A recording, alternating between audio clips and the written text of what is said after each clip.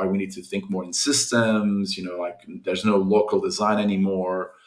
But I would actually say societal impact is at the moment the thing that scares me the most, because and I think another factor that got me to write the book is the negative impact that we are having on people's minds through Mm. technology. Yeah. And it got me thinking, and not just human adults, but kids, and I have two young girls, and I'm very scared, not just, of course, the crazy teenage years that are upon me that will end. It happened with multiple generations, but like what technology is causing to young teenagers, right? Especially girls, right?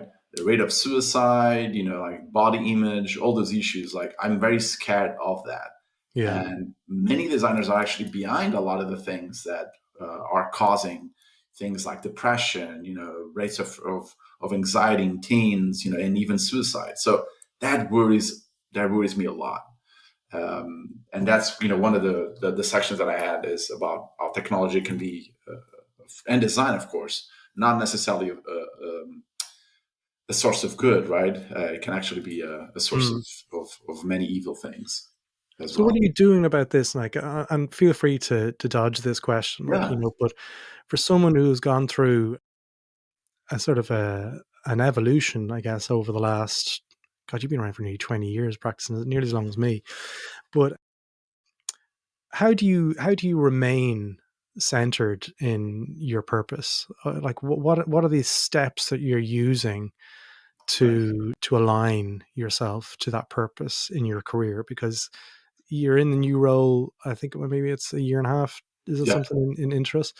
So you mentioned there that you had a sea change and you've got a new role, but I want to understand a little bit more around how you make sure that you're still aligning to that purpose. Well, so I continue doing my what I would say is my passion project, right? So, writing books, attending conferences, and that gives me a lot of joy for sure, right? But then in my 9 to 5 job, I also get a lot of joy out of that, specifically just collaborating with people. We always look back at a lot of the things we did in our past jobs. And I think for the most part, it's not so much the projects we worked on, but it's the people we worked with, right? Yeah. That are the ones that really, we have fond memories of.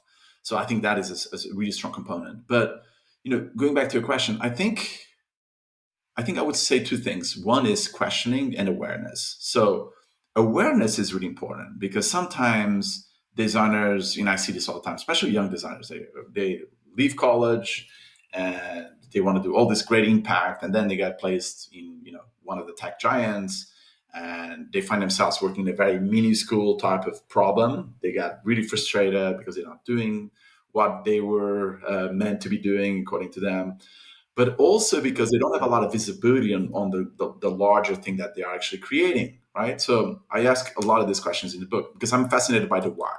I always ask the why.